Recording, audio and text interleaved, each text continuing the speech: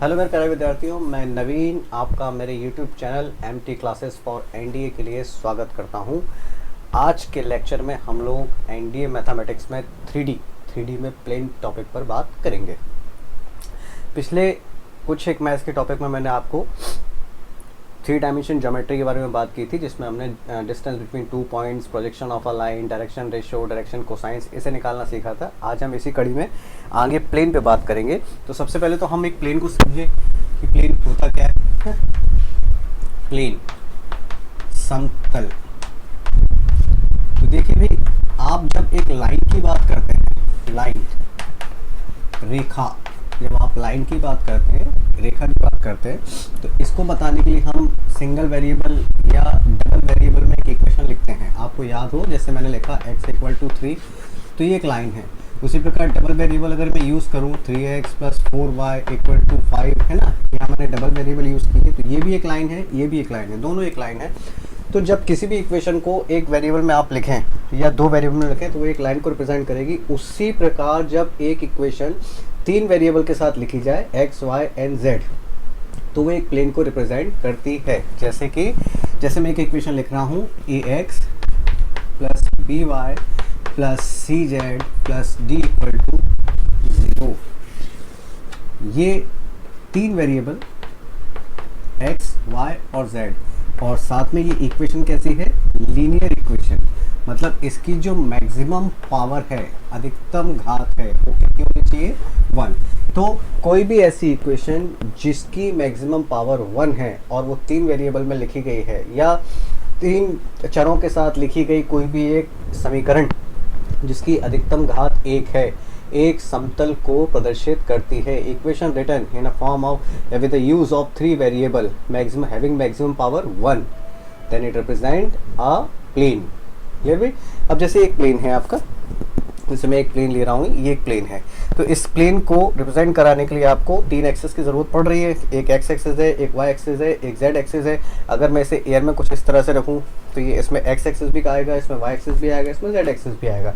इसीलिए किसी भी प्लेन को रिप्रेजेंट करने के लिए हमें 3 वेरिएबल की ज़रूरत पड़ेगी, है ना भाई। अब देखिए, इसको प्लेन की डेफिनेशन को समझने के लिए थोड़ा और आगे बढ़ें। अब प्लेन होता क्या है। अब देखिए, नॉर्मल हम लोग जानते हैं प्लेन एक सरफेस है, एक सतह है।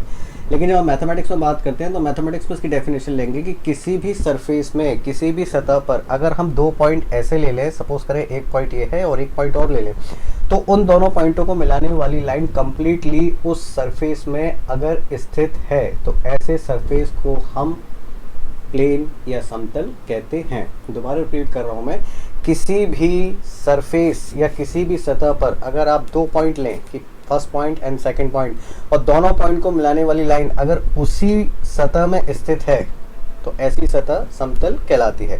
अब सपोज कि मैं एक पॉइंट यहाँ ले रहा हूँ और एक पॉइंट यहाँ एयर में ले रहा हूँ, तो इन दोनों पॉइंट को जो मिलाने वाली लाइन है, ये वाली लाइन, ये इस सतह में स्थित नहीं है। मतलब हम अभी उस प्लेन पर नहीं पहुँचे।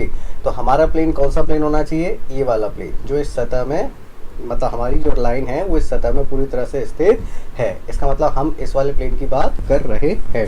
तो डेफिनेशन आप इसको याद रखिएगा। डेफिनेशन का मतलब है, किसी भी सतह पर अगर हम 2 पॉइंट इस प्रकार लें कि वो दोनों पॉइंट को मिलाने वाली लाइन कंप्लीटली उसी सतह में स्थित हो, तो ऐसी सतह को हम समतल या प्लेन कहते हैं। और प्लेन की इक्वेशन बताने के लिए हम 3 चरों की, 3 वेरिएबल की x, y, z की सहायता लेते हैं, या उसमें लिखते हैं उसको x, y and z में। तो ऐसी इक्वेशन को हम प्लेन की इक्वेशन या प्लेन का जनरल इक्वेशन या प्लेन का व्यापक समीकरण कहते हैं। जहाँ पर ये a, ये b और ये c और ये d, ये a b c और d ये अचर हैं या कांस्टेंट है, जहाँ पर इन तीनों में से, ए बी में से कोई भी एक नॉन जीरो होना चाहिए। मतलब इनमें से कोई कम से कम कोई एक, या तो ए या बी या सी, इनमें से एक वो नॉन जीरो होना चाहिए। क्लियर है भाई। हाँ, तो अभी तक हमारी जो बात हुई है वो ये है कि A X plus B Y plus C Z plus D equal to 0 ये एक प्लेन की इक्वेशन है जिसकी मैक्सिमम पावर 1 है, मतलब लीनियर इक्वेशन है, और 3 वेरिएबल हैं। इन 3 वेरिएबलों के साथ 3 आपके साथ कांस्टेंट जुड़े हुए हैं, अचर जुड़े हुए हैं ए बी सी, इनमें से एटलीस्ट कम से कम एक नॉन जीरो होना चाहिए। चलिए प्लेन की इक्वेशंस को और हम आगे बढ़ाते हैं, डिफरेंट टाइप्स ऑफ इक्वेशंस देखते हैं। तो इसमें हम देखेंगे कि हमारा अगर कोई भी एक प्लेन ना, हमारा अगर कोई भी एक प्लेन किसी एक पॉइंट x1, y1 और z1 से पास हो रहा है, अगर हमारा एक प्लेन है तो x1, y1 और z1 से पास हो रहा है, मतलब किसी एक पॉइंट से पास हो रहा है, तो उस केस में कंडीशंस क्या बनेगी, मतलब 1 पॉइंट फॉर्म की बात मैं कर रहा हूँ। अब देखिए प्लेन की मैं बात करूँगा तो ऑब्वियस सी बात है प्लेन की बात होगी, मतलब हम 3D में आ गए। अब 3D में आ गए तो इसका मतलब हम एक्स एक्सिस वाई एक्सिस और जेड एक्सिस में आ गए। X axis Y axis Z axis में आ गए, इसका मतलब ये हमारा वाई एक्सिस, ये हमारा एक्स एक्सिस और ये हमारा जेड एक्सिस। ये एक्स एक्सिस, ये वाई एक्सिस और ये हमारा जेड एक्सिस, ये हमारा ओरिजिन है ना, 0 0 एंड 0। एक्स एक्सिस पे आप जो भी डिस्टेंस ट्रेवल करेंगे उसे आप ए से बताएंगे, यहाँ बी से और यहाँ सी से। अब देखो अगर मैं इनके प्लेन बनाना शुरू करूँ तो ये वाला जो प्लेन है, ये वाला एक्स वाई प्लेन कहलाएगा। ये हमारा प्लेन कौन सा प्लेन है भाई, एक्स वाई प्लेन, क्योंकि ये एक्स और वाई से मिलकर बन रहा है। ये वाला जो प्लेन है हमारा, ये वाला प्लेन, ये वाला जो प्लेन है ये हमारा वाई जेड प्लेन कहलाएगा, क्योंकि ये हमारा किस किस से मिलकर बना है, वाई और जेड से। और ये वाला जो प्लेन है हमारा, ये हमारे लिए जेड एक्स प्लेन कहलाएगा, क्योंकि ये किस किस से मिलकर बना, जेड और एक्स से। इसका मतलब आप जिस रूम में बैठे हैं या ये वीडियो जिस रूम में बनाया जा रहा है, अगर आप उसको इमेजिन करें तो आपके रूम में टोटल मिला के 4 दीवारें हैं, एक फर्श और एक छत, तो 6। इस प्रकार से मैंने ये 6 प्लेन आपको बनाए हैं। आप इसमें 3 प्लेन दिख रहे हैं, 1, 2 एंड 3, और 3 इसके पैरेलल सामने वाले प्लेन है ना भाई। चलिए इसी बात को मैं अगर आगे बढ़ाऊँ, ये आपका ओरिजिन है, ये ओरिजिन। अगर मैं अभी किसी प्लेन की बात करूँ, 1 पॉइंट फॉर्म की बात कर रहा हूँ मैं प्लेन में, प्लेन की पहले जनरल इक्वेशन मैंने क्या लिखी थी, A X plus B Y plus C Z plus D equal to 0। ये प्लेन की जनरल इक्वेशन थी ना, ये व्यापक समीकरण था प्लेन का। अब मैं प्लेन की उस इक्वेशन की बात कर रहा हूँ जब हमारा प्लेन जो है किसी भी एक पॉइंट x1, y1 और z1 से पास हो रहा है। ये हमारा कोई एक प्लेन है जो पॉइंट x1, y1 और z1 से पास हो रहा है। ये हमारा कोई भी एक प्लेन है, ये कोई भी कैसे भी एक प्लेन है और ये एक पॉइंट है, तो हमारा जो प्लेन है इस पॉइंट से पास हो रहा है। मतलब हमारा ये जो प्लेन, ये जो पॉइंट है ये इस प्लेन के अंदर ही लाई करेगा, ये इस प्लेन के अंदर ही लाई करेगा। तो हमने अपने प्लेन को, हमने अपने पॉइंट को इस प्लेन में लाई करा दिया। तो लाई कराने का मतलब x1 की प्लेस पे x1, x की प्लेस पे x1 रखेंगे, y की प्लेस पे y1 और z की प्लेस पे z1। तो यहाँ मैंने पुटअप किया ऐसे, ये हो जाएगा a x1 b y1 c z1 plus d equal to 0। Equation number 2 और ये इक्वेशन नंबर 1। इक्वेशन नंबर 1 में से इक्वेशन नंबर 2 को अगर आप सब्ट्रैक्ट करें तो आपको ये मिल जाएगा, सब्ट्रैक्ट कर रहा हूँ मैं इक्वेशन 1 में से equation 2, minus minus minus and minus, ये सब्ट्रैक्ट किया तो a common, x minus x1 plus b y minus y1 plus c z minus z1, और ये वाला d और ये d दोनों कैंसिल, इक्वल टू 0। इसे हम प्लेन की इक्वेशन कहेंगे जबकि हमारा प्लेन किसी भी पॉइंट x1, y1, z1 से पास हो रहा हो। तो ये हमारी प्लेन की 1 पॉइंट फॉर्म है। क्लियर भाई, ये हमारी जनरल इक्वेशन, इक्वेशन नंबर 1 ये हमारी जनरल इक्वेशन है, ये हमारी इक्वेशन नंबर 2 ये हमारी 1 point form of plane. Clear भाई, तो अभी तक हम 2 इक्वेशन पढ़ चुके हैं, एक जनरल इक्वेशन पढ़ चुके हैं और एक आपकी 1 पॉइंट फॉर्म पढ़ चुके हैं। तीसरी इक्वेशन की बात अगर मैं करूं कि हमारा कोई भी प्लेन x1, y1, z से पास नहीं हो रहा है बल्कि ओरिजिन से पास हो रहा है। ओरिजिन मतलब यहाँ, सपोज कीजिए यहाँ से कोई पॉइंट प्लेन हमारा पास हुआ इधर से, तो इस समय x1, y1 और z1 की वैल्यू कितनी है, 0 0 0 एंड 0, क्योंकि हमारा जो प्लेन है वो ओरिजिन से पास हो रहा है, 0 0 0 से पास हो रहा है। तो x1 की वैल्यू वो भी 0, y1 की वैल्यू वो भी 0 और z1 की वैल्यू वो भी 0, तो हमें d की वैल्यू कितनी मिलेगी, 0। तो उस केस में हमारा इक्वेशन बनेगा ax plus B Y plus सी जेड, और d की वैल्यू हमारी 0 हो ही चुकी है। तो कितना हो जाएगा ये, ax plus B Y plus C Z plus D equal to 0। ये वो प्लेन है जो पासिंग फ्रॉम ओरिजिन, ये हमारा मूल बिंदु से होकर जा रहा है। तो इस प्रकार से हम अपने प्लेन में अभी तक 3 इक्वेशन देख चुके हैं। We have 3 equation in plane. First one general equation, second one equation of a plane passing through a point, and third one equation of a plane passing through origin. Clearly भाई note कीजिएगा ऐसे। हाँ, चलिए आगे की हम बात कर रहे हैं कि हमारे पास आपके रूम में, जिस रूम में आप हैं, कुल मिला के 6 प्लेन हैं। 6 प्लेन में से अगर आप एक रेफरेंस पॉइंट पकड़ लें, ये वाला रेफरेंस पॉइंट मैंने पकड़ रखा है, 0 0 0 ओरिजिन है, तो ये वाला जो प्लेन होगा ये XY प्लेन होगा, ये वाला जो प्लेन होगा ये YZ प्लेन होगा, और ये वाला जो प्लेन होगा वो ZX प्लेन होगा।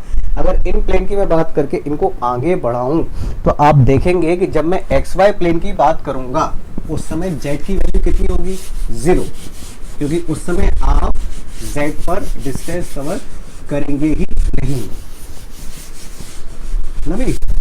आप एक बॉक्स को इमेजिन कीजिए या एक रूम को इमेजिन कीजिए, किसी भी प्रकार से आप इमेजिन कीजिए कि जब आप इस वाले प्लेन की बात कर रहे हैं, XY प्लेन की बात कर रहे हैं, तब आप Z पर कोई भी डिस्टेंस कवर नहीं कर रहे। इसीलिए इक्वेशन ऑफ अ प्लेन, कौन सा प्लेन? XY plane. तो XY प्लेन की इक्वेशन कितनी होगी? Z equal to 0। इसी प्रकार equation of YZ plane, YZ plane की इक्वेशन x इक्वल टू 0, और उसी प्रकार ZX प्लेन की इक्वेशन कितनी हो जाएगी? y equal to 0। मतलब जिस भी प्लेन की हम बात कर रहे हैं, XY प्लेन की मैंने बात की तो XY प्लेन पे Z0, YZ की बात की तो x इक्वल टू 0, और ZX की बात की तो y 0। क्लियर भी? ये वो प्लेन है जो पीछे ओरिजिन से पास हो रहे हैं, XY इक्वल टू, और ये XY plane, YZ plane, ZX plane. अब मैं उन प्लेन की बात करूंगा जो कि दिए गए प्लेन्स के पैरेलल हैं। क्लियर हुई? जैसे जैसे ये बोर्ड जिस दीवार पे लगा है इसके जस्ट सामने वाली दीवार, तो इस प्रकार से आप देखेंगे कि इस XY के सामने एक प्लेन होगा, इस YZ के सामने एक प्लेन होगा, और एक ZX के सामने एक प्लेन होगा। तो ये सारे के सारे पैरेलल प्लेन्स हैं जो कि डिफरेंट लोकेशन, मतलब डिफरेंट डिस्टेंस पर स्थित होंगे। चलिए इनकी ज़रा बात कर ली जाए कैसे होंगे। अब देखिए, इसको आप इस प्रकार से समझिए कि जैसे ये कोई दीवार है या कमरा है, इसको आप बाहर से देख रहे हैं, तो बाहर से देखने पर आपको ये वाली जो अंदर की दीवार है ये दिखाई नहीं देगी, बल्कि दीवार के बदले केवल एक ये इस तरह से दिखाई देगा। और ये लेंथ मैं Z ले रहा हूँ, और यहाँ पे ये X मुझे दिखाई नहीं देगा, केवल Y दिखाई देगा। जैसे जैसे आप इस बॉक्स को अगर देखें, ये एक बॉक्स है, इस बॉक्स को अगर आप देखिए तो ये 0, ये आपका जो है Z एक्सिस है, ये वाली लाइन Z एक्सिस है, ये वाली लाइन Y एक्सिस है, और ये वाली जो लाइन है ये X एक्सिस है, ये वाली। लेकिन आपको इस पर अगर मैं दिखाने की कोशिश करूं तो इस समय आपको Z नहीं दिख रही है, Z एक्सिस नहीं देख पा रहे हैं आप। इस समय आप केवल X एक्सिस देख पा रहे हैं, और इस समय आप केवल Y एक्सिस। तो X एक्सिस और Y एक्सिस आपको दिखाई दे रही है। इसका मतलब जब आप इस वाले प्लेन की बात करेंगे, इस वाले प्लेन की जिस पर मेरा हाथ है, तो ये कौन सा प्लेन है? ये XY प्लेन है। लेकिन क्या ये ओरिजिन से जा रहा है? नहीं, क्योंकि ओरिजिन से इसके पीछे वाला प्लेन जा रहा है। ये वाला जो प्लेन है पीछे वाला, ये ओरिजिन से जा रहा है, और ये XY प्लेन के पैरेलल एक प्लेन है। इतनी बात क्लियर है भी? हाँ। तो अगर हम यहाँ से आगे बढ़ें तो हम देखेंगे, अब मैं पैरेलल प्लेन्स की बात कर रहा हूँ, इक्वेशन ऑफ पैरेलल प्लेन। तो पैरेलल प्लेन की बात करेंगे तो XY प्लेन की पैरेलल इक्वेशन होगी XY प्लेन, है ना भाई, या equation of a plane, equation parallel to XY plane. तो वो होगी आपकी Z इक्वल टू K। मतलब आप Z पे कितना डिस्टेंस कवर किए हैं। इसको और थोड़ा सा आप देखिए, जैसे ये बोर्ड जहाँ लगा हुआ है उसके सामने वाली दीवार की अगर इक्वेशन की बात करूं तो वो सामने वाली जो दीवार है वो इस बोर्ड के बिल्कुल पैरेलल है। क्लियर भाई? लेकिन डिस्टेंस कितना है इस बोर्ड का और इस दीवार का, डिस्टेंस कितना है वही आपको लिखना है। क्लियर भाई? उसी प्रकार से parallel to YZ plane, YZ plane के पैरेलल अगर कोई प्लेन है तो उसकी इक्वेशन क्या होगी? x equal to k। कोई भी एक कांस्टेंट है, डिस्टेंस है, and parallel to ZX plane. ये कितना होगा आपका? y equal to k। इस समय मैंने आपको समांतर समतलों के समीकरण लिखे हैं, समांतर समतलों के समीकरण।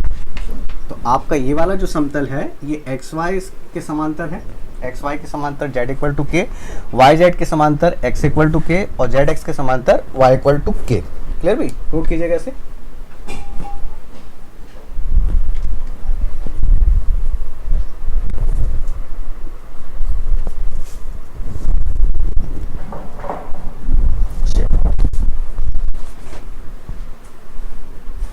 चलिए आगे की बात करते हैं हम। अब हम बात करेंगे किसी भी प्लेन, एक प्लेन जो X axis, Y axis and Z axis को कट करता हुआ निकल जाए, मतलब हम प्लेन के इंटरसेप्ट फॉर्म की बात करेंगे, प्लेन का इंटरसेप्ट फॉर्म। चलिए तो आप X axis, Y axis, Z axis बना लीजिएगा। X axis, Y axis, Z axis बनाने के बाद एक्स पर कोई भी इंटरसेप्ट लीजिएगा, वाई पर कोई भी एक इंटरसेप्ट लीजिएगा, जैसे ये X axis, Y axis and Z axis. ये आपका हमेशा की तरह 0 0 0, एक्स एक्सिस पे इंटरसेप्ट लिया मैंने, वाई एक्सिस पे इंटरसेप्ट लिया और जेड एक्सिस पे इंटरसेप्ट लिया। यहाँ पर जब आप इंटरसेप्ट लेंगे तो ये इसकी वैल्यू a 0 0 क्योंकि केवल एक्स एक्सिस पर है, यहाँ पर 0 b 0 और यहाँ पे 0 0 c। इन तीनों को अगर आप मिलाएंगे तो आपके लिए ये वाला प्लेन तैयार है। अब इस प्लेन की इक्वेशन हम लिखने वाले हैं। तो इस प्लेन की जब इक्वेशन लिखी जाएगी तो इस प्लेन की इक्वेशन क्या लिखी जाएगी भी? इस प्लेन की हम इक्वेशन लिखेंगे बिल्कुल लाइन की तरह, x upon a, y upon b and z upon c equal to 1। इसे हम प्लेन का अंतःखंड इंटरसेप्ट फॉर्म कहते हैं। ये प्लेन का इंटरसेप्ट फॉर्म है जहां पर एक्स एक्सिस पे जो इंटरसेप्ट है वो a है, वाई एक्सिस पे जो इंटरसेप्ट है वो b है और जेड एक्सिस पे जो इंटरसेप्ट है वो c है। तो इसे हम इंटरसेप्ट फॉर्म कहेंगे। अच्छा, कोई भी जनरल इक्वेशन, अब मैं वेरिएबल बदल के लिखूंगा, जैसे कोई एक जनरल इक्वेशन है ax plus by plus C Z plus D equal to 0, है ना भाई? ये एक जनरल इक्वेशन है। अगर इस जनरल इक्वेशन को मैं इस प्रकार से लिखूं कि A X plus B Y plus C Z minus D equal to 0 और x डिवाइड दे दिया मैंने इससे, तो ये कितना हो जाएगा आपका? a, ये b, ये c डिवाइडेड बाय ये d, तो ये मुझे मिलेगा x upon minus D upon a plus y upon minus D upon b and z upon minus D upon c is equal to 1 divided by, ये मैंने minus D से सभी जगह डिवाइड दे दिया, इधर भी इधर भी इधर भी सभी जगह minus D minus D minus D and minus D, तो ये 1 हो गया अपॉन ए अपॉन बी अपॉन सी। तो आप इन दोनों का कंपैरिजन करें, अगर इसका और इसका दोनों का कंपैरिजन करें तो मैंने एक जनरल इक्वेशन को इंटरसेप्ट फॉर्म में बदला है। तो यहाँ से आप देखेंगे ये a इक्वल टू कितना लिखा है? Minus D upon A. इसी प्रकार b equal to minus D upon B और इसी प्रकार c equal to minus D upon C. एक इम्पॉर्टेंट चीज़ जिस पे आप अगर गौर करें तो आप देखेंगे कि ये वाला जो a है ये b है और ये c है, ये स्मॉल a b और c। अगर x एक्सिस पे जो इंटरसेप्ट है वो कहीं इनफाइनाइट पे कट करे, इसका मतलब है x एक्सिस पे इंटरसेप्ट इनफाइनाइट पे हो, इसी प्रकार b पर इनफाइनाइट पे हो और इसी प्रकार c पर इनफाइनाइट पर हो, मतलब कहीं दूर कट करे, इसका मतलब कहीं भी कट ना करे। तो अगर इनफाइनाइट पे कट करे तो a का वैल्यू कितना हो जाएगा? इनफाइनाइट। उस केस में a की वैल्यू इनफाइनाइट हम लेंगे, ये a का वैल्यू हम लेंगे इनफाइनाइट, तो ये सारी चीज़ें जो है वो चेंज होनी शुरू हो जाएंगी, है ना भाई? चलिए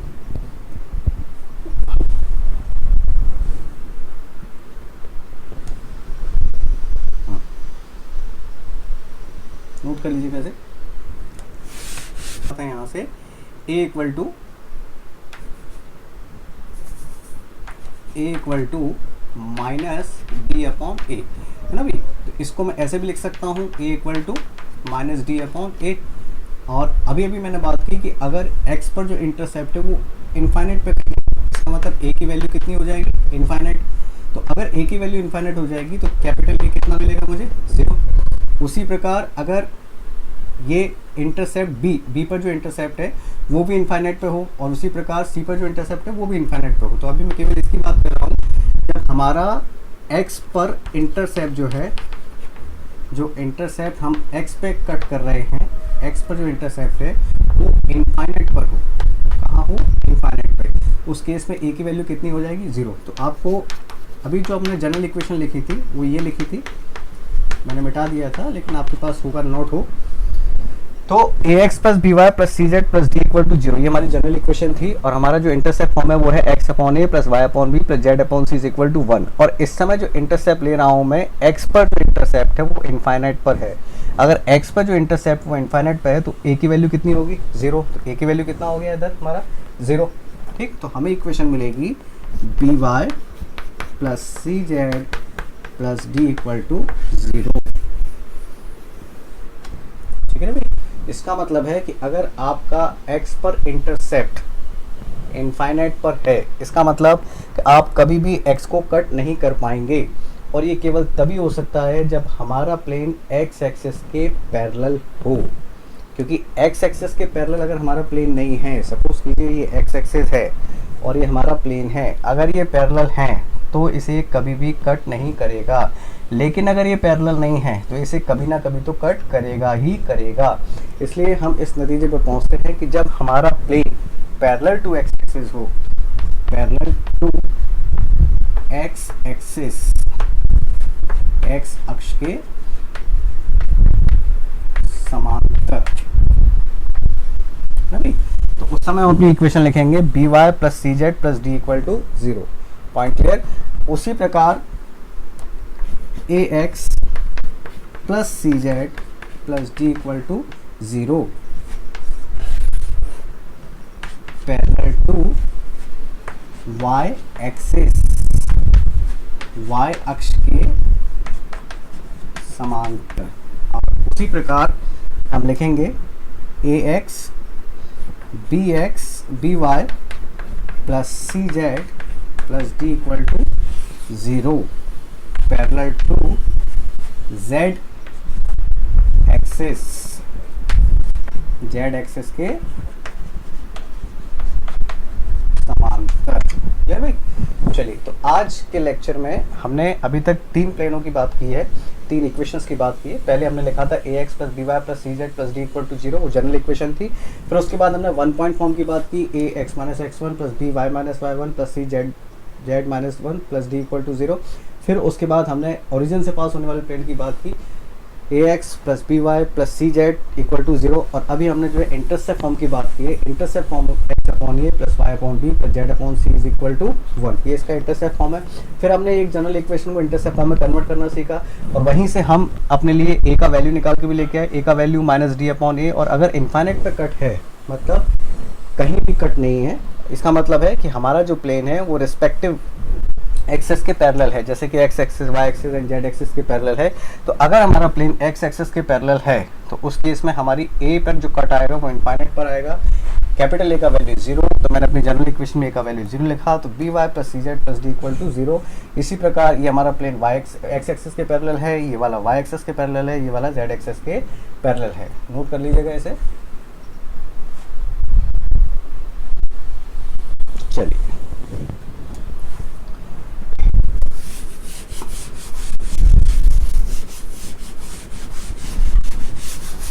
इक्वेशन ऑफ अ प्लेन, उस प्लेन की इक्वेशन लिखी है जो अलग अलग 3 पॉइंट से पास हो रही है, passing through 3 different points. Equation of a plane, equation of a plane passing through उस समतल का समीकरण जो x1 y1 z1, x2 y2 z2 और x3 y3 एंड z3 यहाँ से पास हो रही है। तो वही इक्वेशन रहेगी हमारी फर्स्ट वाली, A X plus B Y plus C Z plus D equal to 0।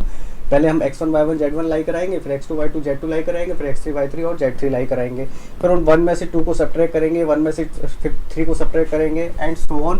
तो वहाँ से हमें जो इक्वेशन मिलेगी उसको हम टेबुलर फॉर्म में या मैट्रिक्स फॉर्म में लिखेंगे। तो उसे हम लिख सकते हैं x y z and 1 x1 y1 z1 x2 y2 z2 x3 y3 z3 1 1 and 1। आप इसे लिख सकते हैं इस प्रकार से। और अगर इसको और आप छोटा करना चाहें तो इसमें ऑपरेशन लगा लीजिएगा डिटर्मिनेंट्स के, फर्स्ट में से सेकंड को माइनस, फर्स्ट में से थर्ड को माइनस एंड फर्स्ट में से फोर्थ को माइनस। तो आपको जो इक्वेशन मिलेगी वो इक्वेशन मिलेगी x माइनस x1,